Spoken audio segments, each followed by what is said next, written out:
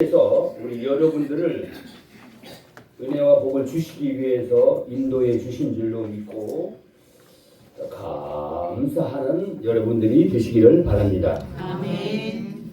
5월은 가정의 달이라고 하고 있습니다. 우리 교회에서 잘못 인식하고 있는 것들이 몇 가지가 있습니다. 가정의 날 부모님과 자녀들이 하나가 되어서 하나님의 축복을 받으라는 그런 말씀이 성경에 많이 나와 있습니다. 부모를 공경하라는 거. 출애굽기 20장에 가서 보면은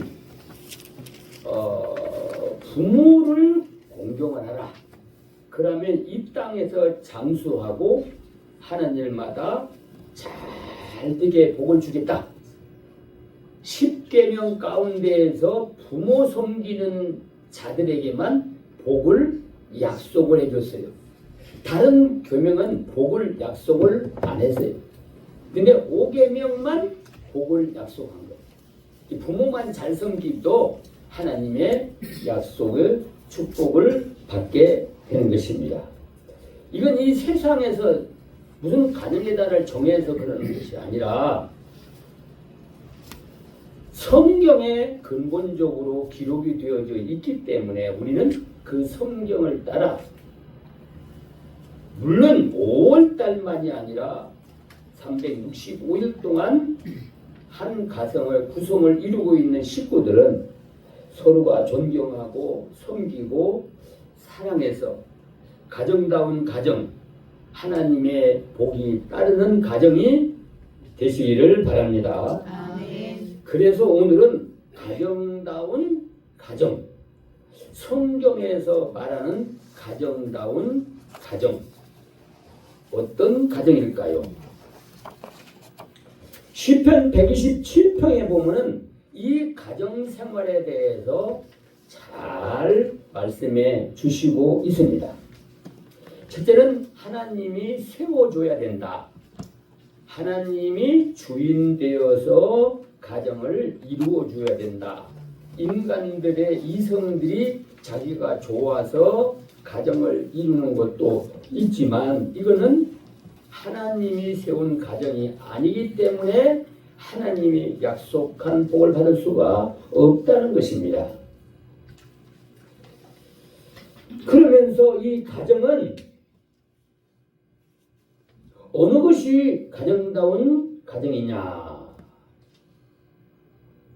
가정다운 가정은 한 구성원이 한 목적을 가지고 서로가 해야 할 사명을 감당해서 조화를 이루어 사랑을 나누는 것이 가정다운 가정이다는 것입니다. 한 구성원이 목적이 다르면은 살아가는 목적과 방법이 다르면 외부적으로는 가정이 구성이 됐다고 할지라도 내부적으로는 가정이 분열되어 있다는 겁니다. 각기 다른 길을 가고 있다는 겁니다. 이 세상의 문화가 발달되며 자기 개인 중심이 강하게 발동하면서 가정이 파괴되고 있어요. 많이 파괴되고 있어요. 이거는 누가 어떻게 막을 길이 없어요. 국가에서도 이 대책이 없는 거예요. 자기네끼리 좋아서 살다가 자기네끼리 안 산다는 걸 국가에서 뭐라고 할 길이 없는 거예요. 가정다운 가정은 구성원이 서로의 자기의 사명이 있는데 아버지는 아버지의 사명, 어머니는 어머니의 사명, 또 아들은 아들의 사명, 딸은 딸의 사명이 있는 거예요. 아내는 아내의 사명이 있고 남편은 남편의 해야 할 사명이 있는 거예요. 거기서 하나가 빠지게 되면 빈자리가 있어가지고 마치 수레바퀴가 동그래 해야만이 이것이 잘 굴러가는데 이것이 아내와 남편이 잘못돼서 반쪽이 됐다. 그럼 이 수레가 반쪽 수레바퀴를 가지고는 안 굴러가는 거예요. 없는 부분에 가서는 채울 길이 없는 거예요. 그러니까 가정이 가려고 하는 사람들이 있는데 또 문제가 있어서 못 가기 때문에 가정에 불화가 일어나는 것이고 또 서로가 헤어지기도 한다는 것입니다. 그래서 가정다운 가정, 하나님이 세운 가정, 하나님이 애당초에 세운 가정, 이 성경에 보면은 그런 가정들이 있어요. 그래서 성경에서 가정다운 가정생활을 하는 사람들의 가정을 몇 가정을 들었습니다. 여러분들이 창세기 1장에 보면은 사람을 창조하는데 남자하고 여자를 창조해 놓습니다. 그래서 합방을 시켰는데 이는 뼈 중에 내 뼈 중에 뼈요 살 중에 살이다 그러가서 내 몸처럼 내 살처럼 내 뼈처럼 같이 화목을 이루고 살고 있습니다. 아내는 여자는 그렇게 사랑하는 남편을 돕는 일을 하라고 만들었습니다. 그런데 이 가정이 파괴가 되어버렸어요. 왜 파괴가 됐느냐? 그러니까 하나님이 이렇게 생활하라고 했는데 그거를 파괴를 해버렸기 때문에 가정이 이제는 가정다운 가정이 안 되고 불행한 가정이 됐다는 거예요. 하와는 돕는 자로서 돕지를 아니했고 아담은 관리자로서 관리를 못했기 때문에 사탄이 에덴 동산에 침범해서 하와를 미혹해가지고 범죄케 해. 그리고 난 다음에 어떻게 했습니까? 3장에 가서 보면 타락했을 때에 하나님이 책임을 묻습니다. 책임을 묻때 하와한테 너 왜 선악과를 따먹었느냐? 그러니까 뱀이 따먹으라고 해서 따먹었습니다. 남자에게 물으니까 너는 왜 따먹었느냐? 하나님이 만든 여자가 먹으라고 해서 줘서 먹었습니다. 그러면 책임을 누구한테 넘겨요? 다른 사람한테 넘긴다. 이게 파괴된 가정이에요. 파괴된 가정은 안 되는 것, 안 된 것, 불행한 것, 실패한 것을 다 상대자에게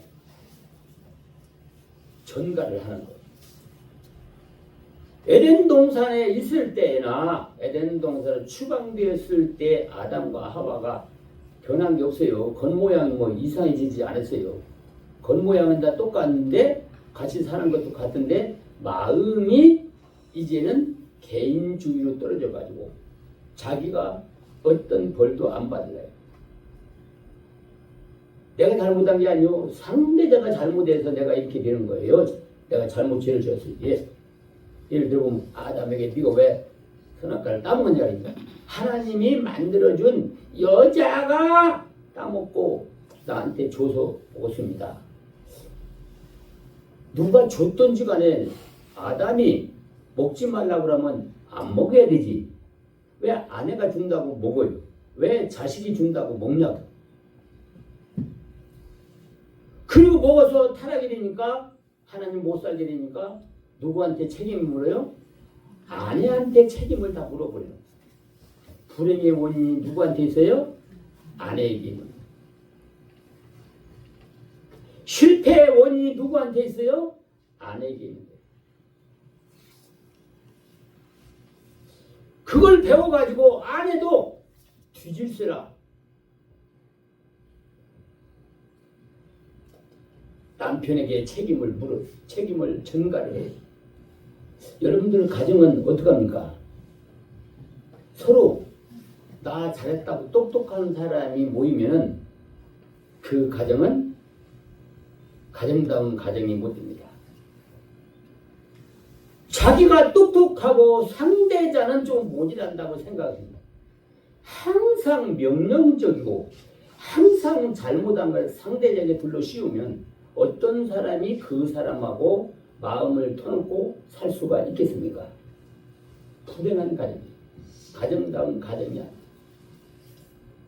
만약간에 아담이 너 왜 따먹었느냐 그러면 아유 제가 하나님의 말씀을 믿는 믿음이 적어서 따먹었습니다. 용서해 주세요. 그러면 옆에 있던 하와가 뭐라고 그랬어요? 아니에요. 내가 따먹고 저도 먹었어요. 그럴 것 아니야. 잘못한 것이 누구한테 있는지. 서로가 아니요 내게 있는 거예요. 한번 똑같은 상황을 놓고 보세요. 남편은 아내에게 네가 책임이야. 그러니까 또 아내는 왜 내가 책임이야? 당신 책임이지. 그러는 것하고 책임은 똑같은 책임인데 내가 잘못했으니까 잘못한 책임이 내게 있다. 그런 것도 아내는 아니라고 내가 했다고. 서로 책임을 내가 지겠다고 한다면 가정다운 가정이 되고 행복한 가정이 되고 복이 따르는 가정이 되고 잘못한 것을 상대자에게다가 다 전가를 하려고 하면 가정다운 가정이 안 되고 복이 따르는 하나님의 복이 따르는 가정이 안 된다는 거예요. 하나님이 세운 가정은 내가 책임을 진다는 거예요. 잘못은 내가 책임지고 잘한 것은 상대자에게 돌리는 거예요. 서로가. 참 이상하지요? 어떤 사람은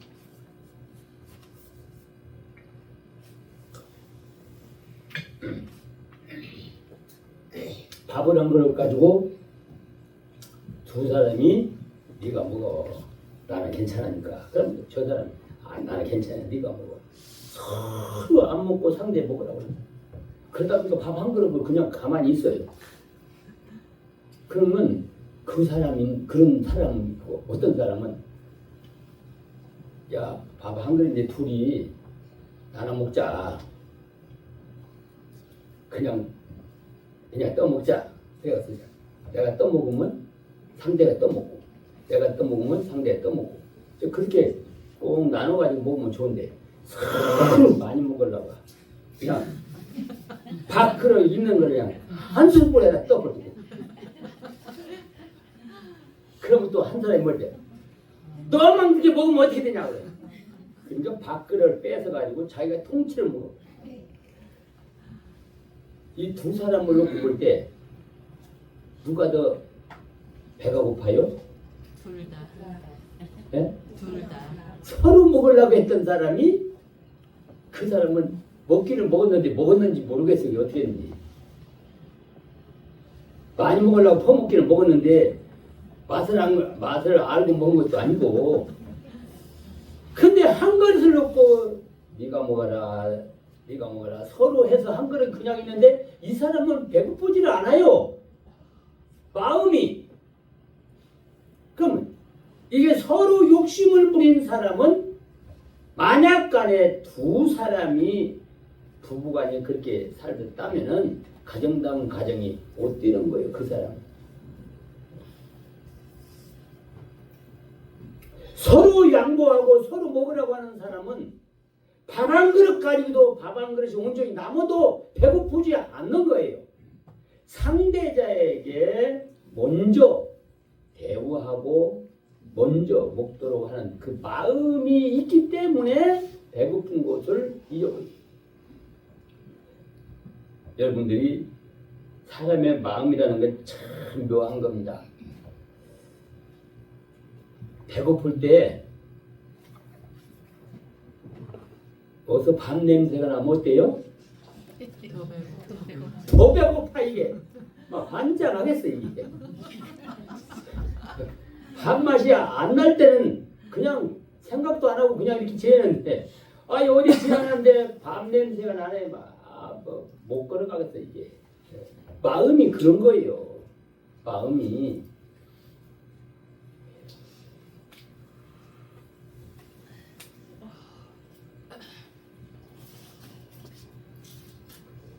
우리가 욕심을 부린다고 그 욕심이 채워지는 것이 아닙니다. 그럼에도 불구하고 죽을 때까지 그 욕심을 채우려고 노력을 해요. 욕심은 안 채워져요. 이 성경에 보니까 무저갱이라고 해요. 무저갱은 뭐예요? 믿없는 항아리다가 물 퍼넣는 거예요. 열심히 퍼넣으면 퍼넣을 때는 막 밖에 들어 항아리다 물을 막 어떨 때는 뭐가 차는 것 같은데 돌아서고 또 보면은 또 뻥하니 밑에다 세워가지고 또 채워야 돼. 열심히 갖다 채우고 나오면 또 따라고 또 채우고 나면 또 허당이고. 그게 언제까지 그래야 돼요? 언제까지? 살아있는 동안에는 해야 돼요. 죽을 때까지 너무 야박하고 살아있는 동안은 그걸 물 채우는 거죠. 자기 욕심 채우려고 그래요. 그럼 행복하겠어요? 안 행복하겠어요? 우리 부부간이 서로 그런다면은 행복하겠어요? 안 행복하겠어요? 절대로 행복하지 않습니다. 하나님의 복이 따르지 않습니다. 좋은 거 먹을 거 있으면은 챙겼다가 남편은 아내를 주고 아내는 남편을 주고. 그래서 상대자가 먹는 걸 보고 행복해할 수 있는 사람. 내가 안 먹어도 상대자가 맛있게 먹는 걸 보고 참 만족하고 행복한 거. 근데 이 욕심을 가지는 사람은 저놈만 저렇게 먹고 앉아서 내가 어떻게든 뺏어 먹여야 되지, 내가 어떻게든 저놈을 먹여야 되지 하고 욕심을 가지고 있으면은 더 배고프고 더 갈증나고 마음에 행복이 없어져 버려요. 그래서 가정다운 가정은 행복이 따라오고 축복이 따라오는데 가정다운 가정이 아닌 가정은 분쟁이 따라오고 근심이 따라오고 욕심이 따라와서 불행한 삶을 살게 된다는 거예요.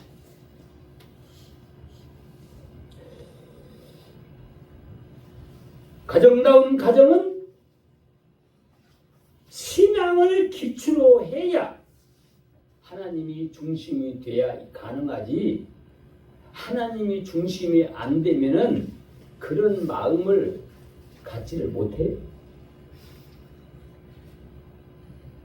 특별히 예수 그리스도의 거룩한 가정은 구성원은 참으로 행복할 수밖에 없는 겁니다. 여러분들 마리아의 남편 요셉은 의로운 자였기에 마리아에게 어떻게 보면은 참 마리아가 곤경에 빠질 건데 그 곤경에 빠지게 된 그것을 누구에도 말을 하지 않고 비밀로 지켰어요. 예를 들어 보면 그거예요. 마리아가 성령으로 잉태됐어요. 그런데 나하고 약혼을 한 사이예요. 지금요. 요셉하고 약혼한 사이인데 아니 그 처녀가 애를 가졌대요. 여기 좀 불러와요. 아직 결혼 안 했어요. 그러면 요셉 입장에서 어떻겠어요? 가만히 있겠어요? 적어서 누이를 가졌느냐고 따지고 야단하고 파혼하고 할 거 아닙니까? 그런데 성령으로 잉태됐다는 말을 듣고 그 마리아를 결혼식을 빨리 한 거예요. 애 나가지고 결혼식 하면 돌 맞아 죽어요. 간음했다고. 그러니까 애가 배가 불러오기 전에 빨리 데리고 와서 결혼식을 한 거예요. 만약간에 임신한 것을 사람들이 알면은 그 유대인들은 돌로 때려 죽이는 걸 처녀가 애를 가지면 그러니까 아무도 말을 안 하고 마리아를 빨리 데려와서 자기가 보호를 하는데 어떻게 보냈습니까? 아이를 낳기까지 동침치 아니했다.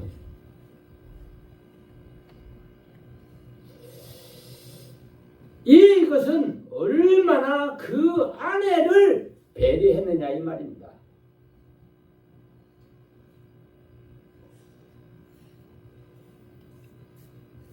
그 마리아는 또 어떻게 했느냐.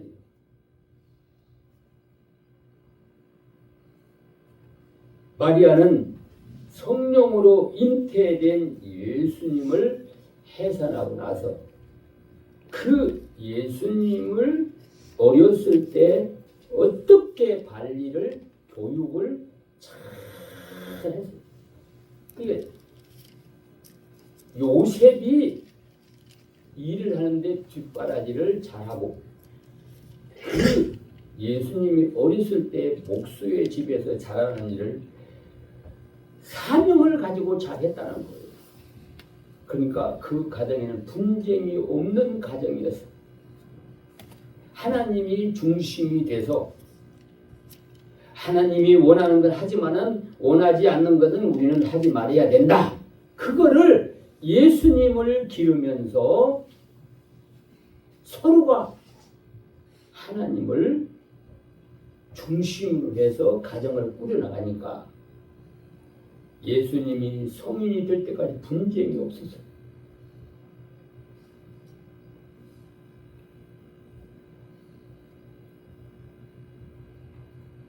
서로가 약점을 보완해가지고 살라고 결혼을 한 거예요. 서로 부족한 부분이 있기 때문에 그걸 보충하라고 결혼을 했다. 근데 어떤 사람은 그래요. 우리 여러분들 가운데는 그런 분들이 없기를 바란지. 상대자의 약점만 있으면 사사건건마다 그 약점을 갖다가 상처난데 소금 뿌리듯이 상처난 것만 송곳이로 말이야. 휘집듯이 말이야. 그러잖아도 그 약점 때문에 마음이 부담이 되는데 무슨 말만 나오면 그 약점을 가지고 파고들어서 상대를 괴롭게 만들어. 상대의 약점만 말하는 게 아니에요. 그 부모님도 막 부모님만 말하는 것도 아니에요. 형제들도 그래요. 형제들만 얘기 안 해요. 너희들 가문이나 그렇더라. 가문까지 파고 들어가서 모욕을 준다. 왜 자기가 마음 하나만 먹으면은 다 행복한데 왜 부모님까지 끌어들이고 친척까지 형제들까지 가문까지 다 끌어들여가지고 이런 가정은 하나님이 없는 가정이라. 그런 사람은 하나님을 믿는다고 해도 하나님 앞에 나 죄 용서해달라는 소리를 못해요. 그 사람은 남의 죄 용서해주는 사람은 하나님 앞에 저 용서해달라고 해도 용서를 못 받는 거예요. 그 신앙생활이 안 되잖아요. 하나님 앞에 기도가 안 되는데 기도가 상달이 안 되는데 무슨 신앙생활 되냐고요. 우리 교회에 나오는 사람이라면 신자라고 하면은 하나님의 뜻에 맞지 않는 것은 안 해요. 그리고 자기 책임만 잘하면 상대자는 상대의 책임만 잘하면 그 가정은 하나님의 복이 따르는 가정이 된다고 하는 것입니다. 아멘. 이 성경에 보면은 하나님을 모시고 사는 사람은 우선순위가 하나님이고 가정도 하나님 중심으로 이끌어가는 거예요. 그래서 신앙적으로는 혈통적으로는 남자가 호주이지만은 책임을 지고 이끌어가지만은 남자가 신앙생활을 안 하고 여자만 신앙생활하면 여자가 하나님의 뜻을 알기 때문에 하나님 뜻대로 나가야 그 가정을 복 있는 가정이 되게 만드는 거예요. 하나님과 배반되는 그런 행위를 따라가게 되면 그 가정은 불행하게 되는 거예요.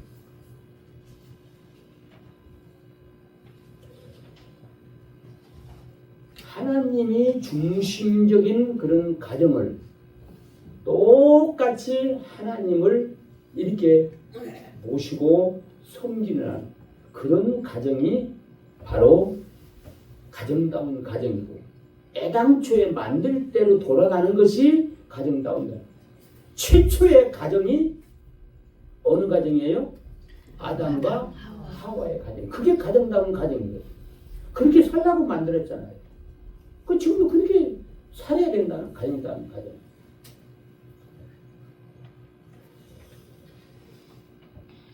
가정다운 가정은 그러기 때문에 자기의 사명도 있지만 가족들과의 관계를 잘 유지해 나가야 되는데, 그 관계를 저 사람에게 나한테 붙여줬을 때는 저 사람의 약점이 있고 내가 장점이 있기 때문에 저 약점을 보완하라고 나와 연결이 됐다.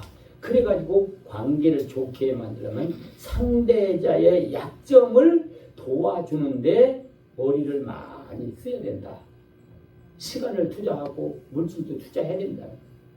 남자는 여자는 남자의 약점이 있어요. 다. 온전한 사람은 한 사람도 없어요. 부모는 자식에게, 자식은 부모에게 다 약점이 있고 장점이 있단 말이에요. 장점은 가만히 자랑 안 해도 장점은 그대로 나타나요. 약점은 노력 안 하면 약점 그대로 노출되고 마는 거예요. 어디 나가서 자기의 가정 식구들이나 흉을 보는 사람. 남자들은 별로 남자들끼리 모이면 옛날 군대 얘기나 하고 직장 얘기나 하고, 나이가 60, 70대에도 군대 얘기만 나오면 잊어버리도 안 해. 입에도 거품이 벅적벅적 나오면서 막 얘기해요. 여자들은 모이면, 나는 여자가 안 돼서 모르지만은 다른 사람들이 말이 그래. 남자 얘기만 나오면 막 서로 복적복적한데. 그리고서 집에 가면 어때요? 안 그렇죠.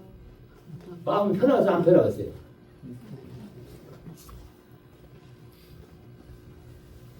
그러니까 집에 가면 또 상대 남자하고 비교를 해. 아이 누구는 말이야 뭣도 사주고 그랬는데 말이야. 당신은 결혼해가지고 뭐 하나 사주냐고 뭐. 이 서로가 그러는 거예요. 그럼 당신은 나한테 뭐 해주냐고 따질 수밖에 없잖아요. 내가 이 집에 시집와서 20년 동안에 내가 선물 아마 받은 거 없다. 내가 식모야 뭐 가정주부야 뭐야 따져. 남자는 내가 무슨 살이냐 돈만 벌다 준 게 그렇게 되면은 그 가정이 어떻게 되겠어요? 이 외형적으로는 같이 살지만은 내적으로는 가정이 누려야 할 행복을 못 누리고 가정이 받아야 할 축복을 못 받는다는 거예요. 외부적으로만 뭐 가정이 구성이 있지. 어떤 사람들은 같이 산대요. 아내하고 자녀들하고 딸하고 같이 사는. 유명한 배우가 고백을 하더라고. 몇 년인가 20년인가를 대화를 안 하고 산대요. 한 집에 살면서.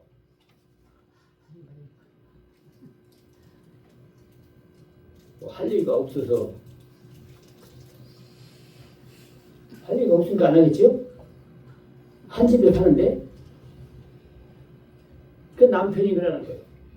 딸하고 엄마하고 이렇게 뭐 조절조절 얘기하다가 남편만 가면 딱 끝쳐버리는 거예요. 그러면 남편이 가서 뭘 좀 말하려고 그러면 슬름슬름 다 빠져나가 버리는 거예요. 그러니까 남자는 외로워서 못 살겠다. 이거 집에 가면 대화 상대가 없고 그냥 맨날 잠자는 것도 소파에서는 막 그냥 쭈그리고 앉아고 자고. 그 유명한 배우인데 한 가정에서 그렇게 산다고. 그 12조선에서 나오는 뭐 아빠하고 나하고가 그런 프로그램이 있는데 거기에 그 와서 그 사람이 얘기를 하더라고 말이야. 이게 어떻게 가정이냐고 이게. 그러니까 또 뭐라고 하냐. 그것이 텔레비에 한번 나오니까 이제 식구들이 기분이 안 좋잖아 이제. 그러니까 또 이제 어떻게 딸하고 아버지가 만나서 얘기를 하는 거예요. 왜 아버지는 말이 식구들 말이야 대화 안 하고 산다고 그런 말을 왜 했느냐.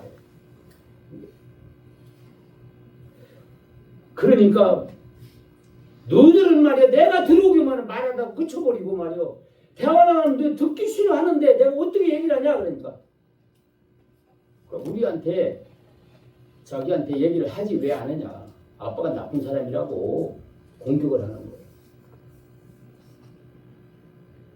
너희들이 대화를 안 하고 나 이게 서운하다 그런 말을 나한테 얘기를 해야 되지 왜 방송에서 얘기를 했느냐 이거야.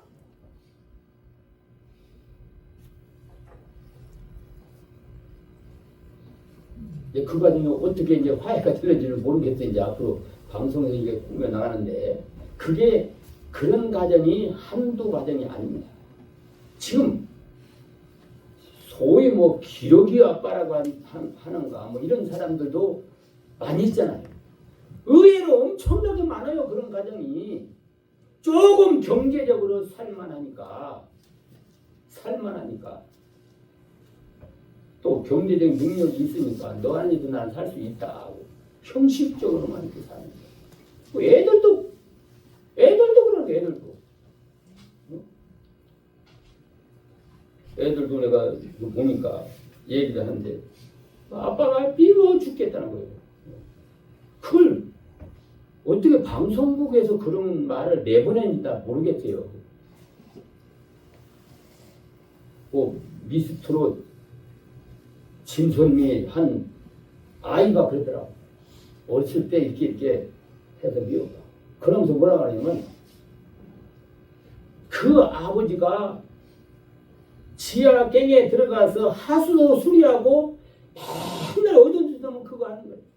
가고 거기가 직장이 그거를 하기 싫어가지고 그랬는데 가족 때문에 가족을 몇 개 살리려니까 할 수 없이 그걸 했다는 거예요. 그리고 딸을 그 뒷바라지를 해준 거예요. 해줬는데 딸은 경제적으로는 좀 도와준 것 같아요. 그래. 경제적으로는 좀 도와준 것 같아요.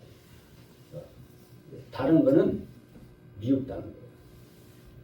지가 커서 가수가 되기까지 어떻게 됐는데 공개적으로 나는 아빠가 미흡다. 보기 싫게 미흡다. 그걸 공개 인터뷰하는 데서 그 말을 그렇게 거침없이 할까. 근데 반대로 하나 다른 아이는 진선미 한 애 3등하는 그 외할머니가 길렀어. 근데 걔는 어떻게 말하는 것마다 정말로 우리나라 말로 싸가지 있게 말을 해요.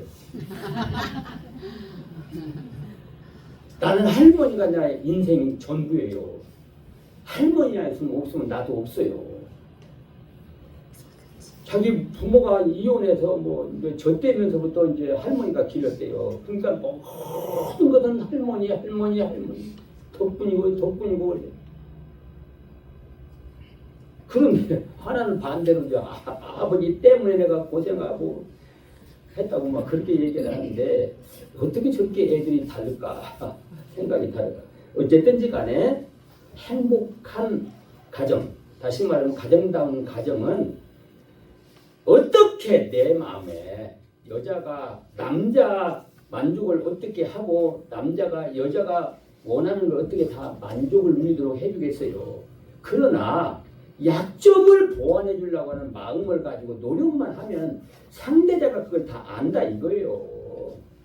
어떻게 더 근심 안 시키려고. 요 지혜로운 여자들은 그냥 남자가 직장에 가서요 말단 직원에서 맨날 나이는 먹는데 실력이 없으니까 진급도 안 되고 가서 밑에 쫙 사는 사람들 위에 있는 사람한테 굴신돼야 되고 그러니까 그걸 여자가 다 알고 집에서는 왕대접을 했는 거예요. 당신이 최고야.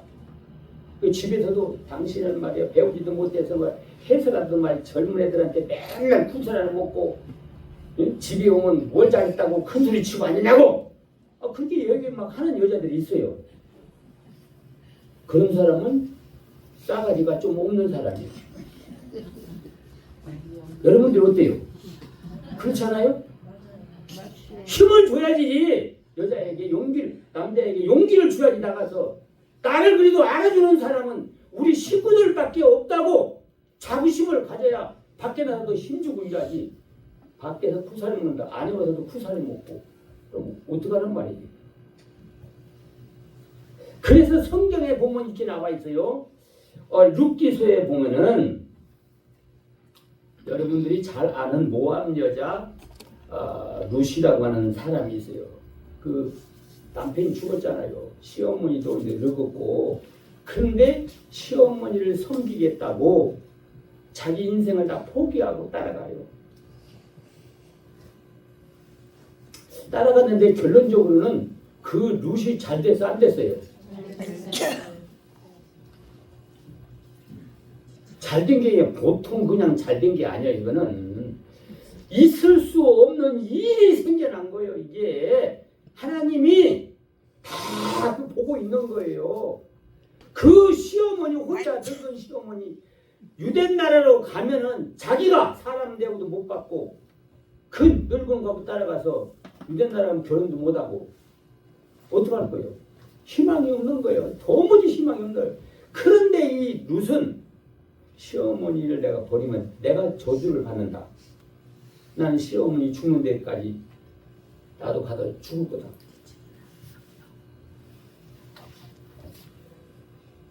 시어머니의 백성이 내 백성이고 시어머니의 하나님이 내 하나님이고 시어머니 죽는데 나도 거기서 죽어서 묻힐 것이다. 만약간에 죽는 일 외에 내가 시어머니를 버리면 하나님이 내게 벌 내리고 또 벌 내리기를 기도한다고 했거든요. 그 이 굳은 효행을 가지고 따라오려고 하니까 나오미가 그 며느리 청춘 과부 이방 여인을 데리고 올라간 거 아니까 고향으로 유대 나라로 간 거 아니에요. 그런데요 유대 나라 고국에서 가장 의롭고 또 부자고 고관 있는 사람의 아내로 들어가게 됩니다. 귀부인이 되어버렸어요. 그분이 누구냐 그러면 예수님의 정조모가 된 거예요. 이거보다 더 축복이 어디가 있냐고. 희생하는 것 같지만은요 하나님은 그걸 다 보고 있어요.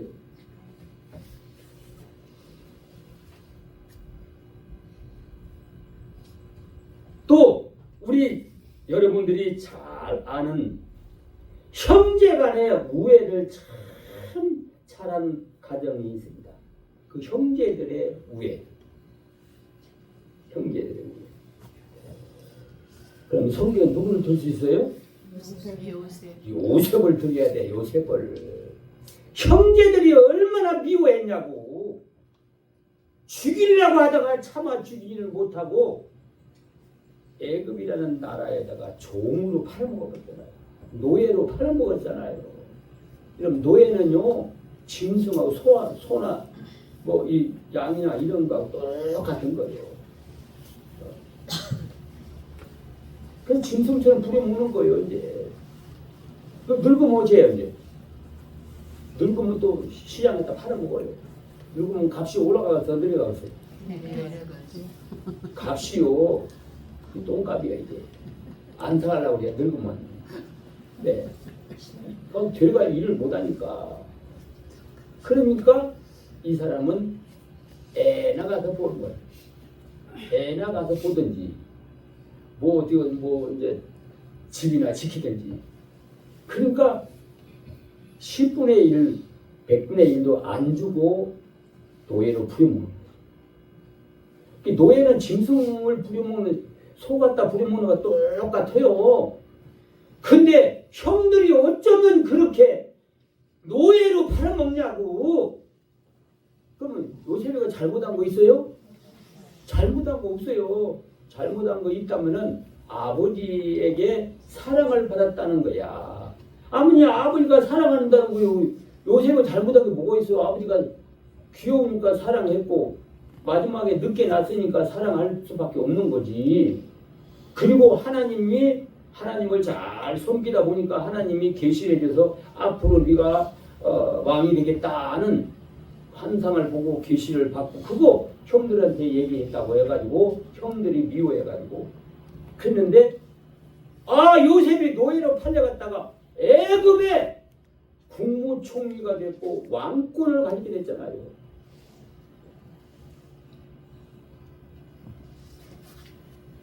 여러분들 그 형들을 원망해서 안 했어요? 안 했어요. 형들이 그렇게 자기를 미워하고 종으로 팔아먹었더라도 원망 한마디도 안 했어요. 자기는 하나님이 자기를 지도자로 왕으로 너는 쓰겠다. 그 말 한마디 믿고 다 참고 억울한 일도 참고 견디고 나갔는데 몇 년 동안 고생을 했어요. 종으로 13년 동안 고생하고 나서, 그리고 나서 왕의 꿈 하나 해명해주고 왕 자리를 올라간 거예요. 왕이 꿈을 꿨는데 무슨 꿈인지 모른다. 이걸 해몽할 사람을 다 찾아. 아니, 꿈을 얘기하고 해몽을 해달라고 해야 되지. 꿈도 모르는데 어떻게 무슨 꿈인지 모르는데 해몽을 해달라고 하냐고. 그러니까 요셉이가 그 소리를 듣고 나서 나한테 3일만 기회를 주세요. 3일 동안 하나님의 기도해서 내가 꿈을 내가 해석을 해주겠습니다. 그래가지고 요셉이가 기도하고서 그 꿈을 다시 재현을 하는 그런 꿈을 요셉이가 보고, 앞으로 3년 동안 7년 동안 대풍작이 오고 난 다음에는 흉년이 또 7년이 온다. 초원이 있는데 이렇게 두리두리 살찐 소가 오는데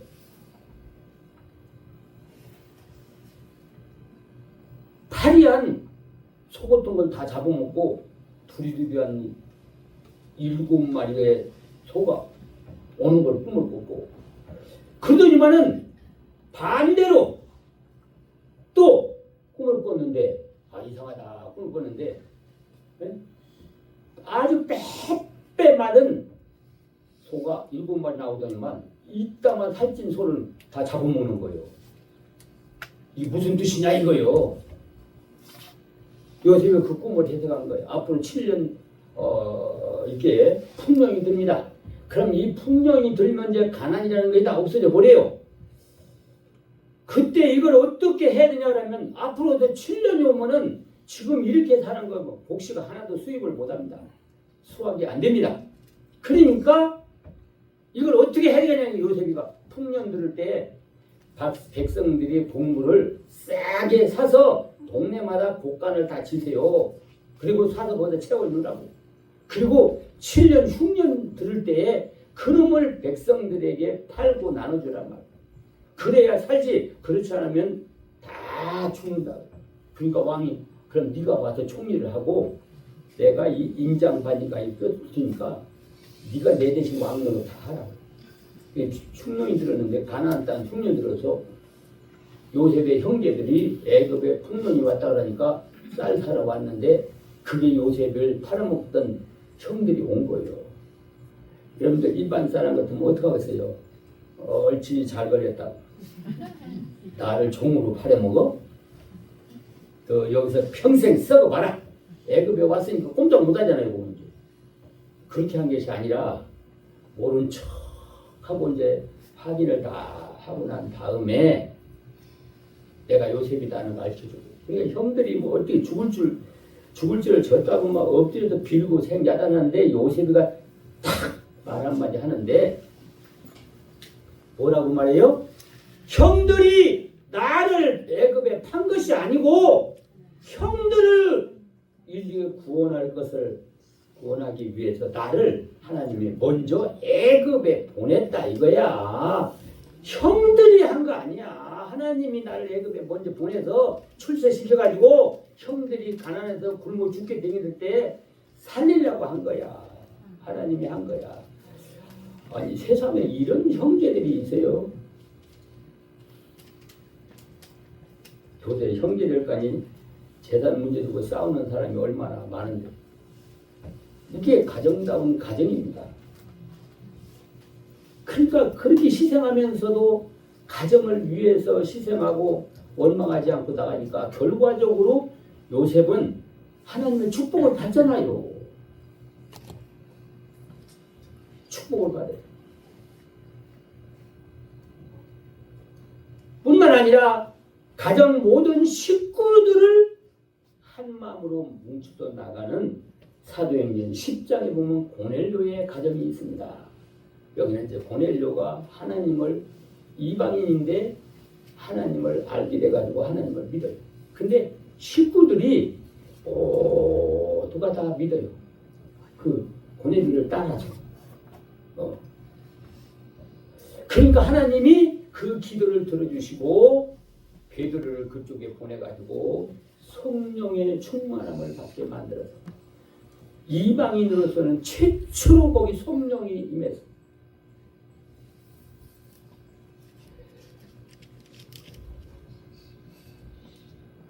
고넬료는 사회적 직위로는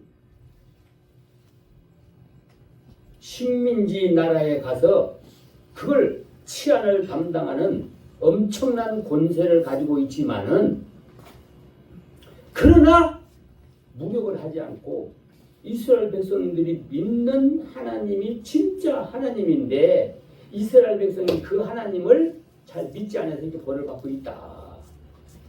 그걸 아는 거예요. 나는 그 하나님을 잘 믿으면 나에게 복이 올 거다. 그걸 알고 하나님 앞에 모르는 건 못하지만 아는 대로 열심히 하나님 앞에 기도하고 그리고 하나님의 말씀을 지켰어요. 그리고 할 수 있는 데가 구제도 하고 어려운 사람을 돕는 일을 많이 했어요. 그러니까 하나님이 그 믿음을 보고 하나님이 베드로를 보내가지고 성령의 충만함을 받으러 갑니다. 모범적인 가정입니다. 가정 식구들이 하나가 되고 믿음으로 하나가 되고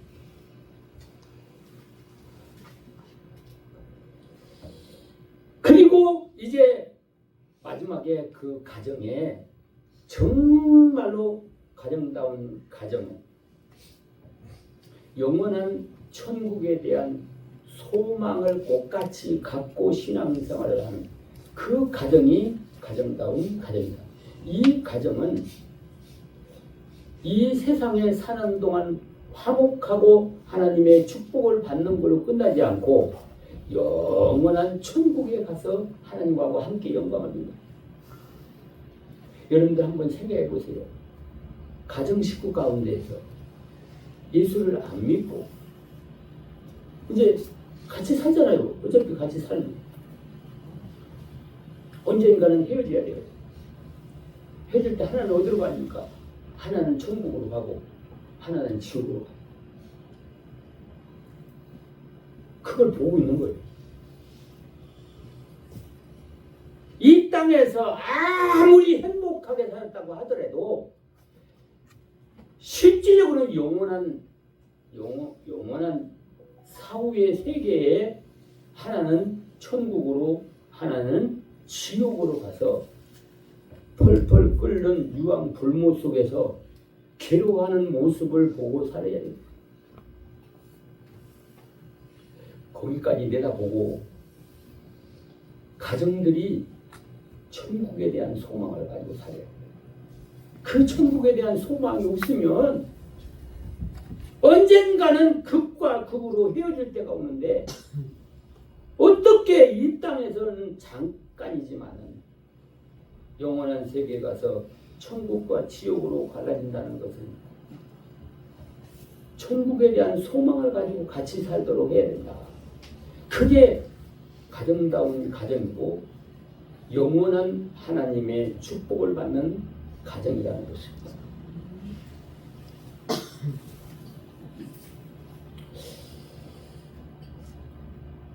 그런 의미에서 우리 여러분들은 이 땅에 지금 이렇게 살고 있는 동안에 다른 것은 잘 맞춰가는데 한 가지는 하나님을 주인으로 모시고 천국에 대한 소망을 가지고 거기에 목표를 가지고 여러분들 가정생활을 한다면 이 땅에서도 행복하고 이 세상을 떠나서 영원한 세계로 갈 때에 함께 천국에 가서 영원한 영광을 누리게 된다는 거죠.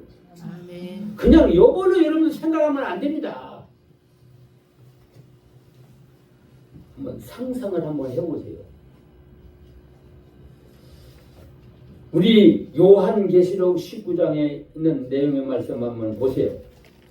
예수를 믿지 않는 사람들이 어디로 갔냐? 19장이 아니라 21장 우리 7절 8절의 말씀을 다 같이 한번 보세요. 그러나 21장 7절 8절 이기는 자는 그것들을 유혹으로 때 얻으리라. 나는 저의 하나님이 되고 그는 나의 아들이다. 이것이 예수를 믿는 사람입니다. 그러나 두려워하는 자들과 믿지 않는 자들과 흉악하는 자들과 살인자들과 행한 자들과 술객들과 우상 숭배의 자들과 모든 거짓 말하는 자들은 불과 유황으로 타는 못에 참여하리니 이것이 둘째 사망이라.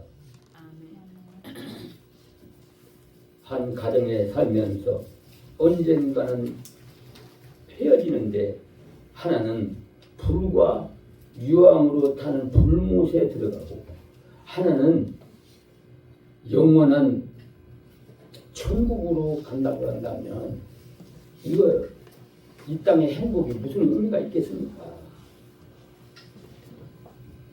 그래서 어떻게든지 가정을 구원을 해서 이 땅에서도 가정다운 가정으로서 하나님의 복이 따르는 생활을 하고 그리고 영원한 천국에 갈 때 둘이 같이 하늘나라 가서 또 하나님과 더불어 영원토록 천국의 영광을 누리며 살 수 있는 복된 가정들이 되시기를 바랍니다. 아멘. 기도하겠습니다.